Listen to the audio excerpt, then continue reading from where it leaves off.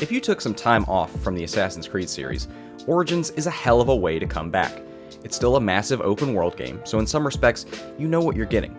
A lot has changed under the hood, however, with new combat mechanics and a loot system. These aren't all great, some of the changes lifting almost entirely from other games like Dark Souls and Destiny, but they help to make the experience feel fresh. Origins also benefited from an extra year in development, and that time shows through in the side quests and auxiliary content.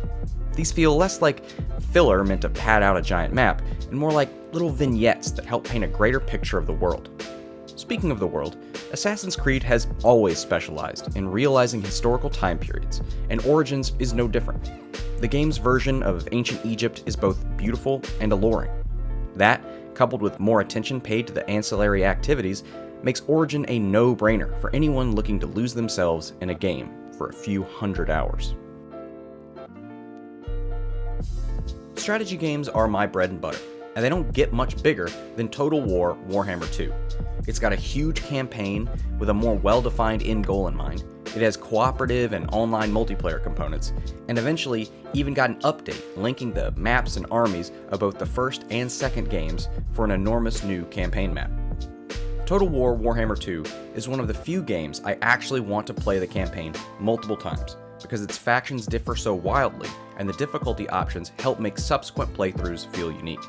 It's crazy that in a genre that often seems to be declining, not only did we get a sequel, but a strategy game of unrivaled scale, complexity, and quality.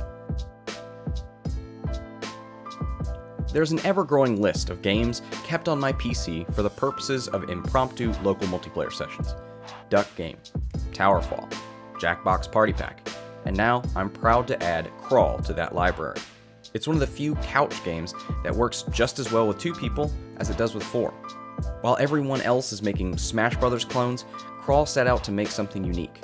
It switches seamlessly between competitive and cooperative gameplay, has elements of roguelike games, and a light progression system, which helps incentivize hours and hours of play. I've played Crawl on airplanes, I've played Crawl in hotel rooms, and you can bet Crawl will make an appearance at get-togethers this holiday season.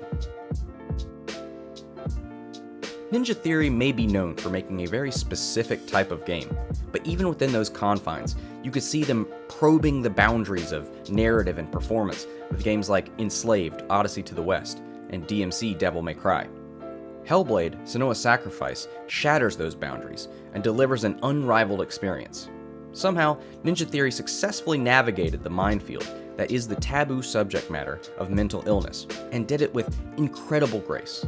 Ninja Theory have been perfecting their use of motion capture technologies over the years, and this game represents the pinnacle of that technique.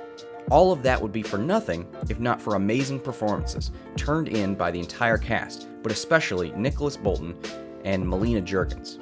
The game isn't perfect. It does fall back on a few tired tropes, it feels overlong in a few sections, but these are easily overlooked.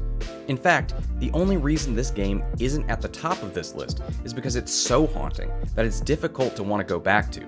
But if one of the biggest problems with your game is that it's too affecting, you know you've done something right.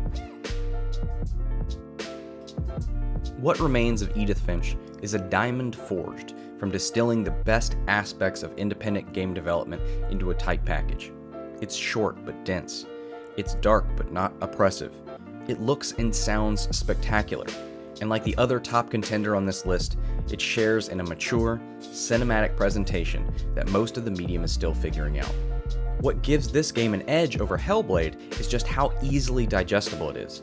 Clocking in at under 3 hours, and with no mechanics meant to tax your intelligence or dexterity, What Remains of Edith Finch practically begs you to see it all in one sitting and revisit it as often as you'd like.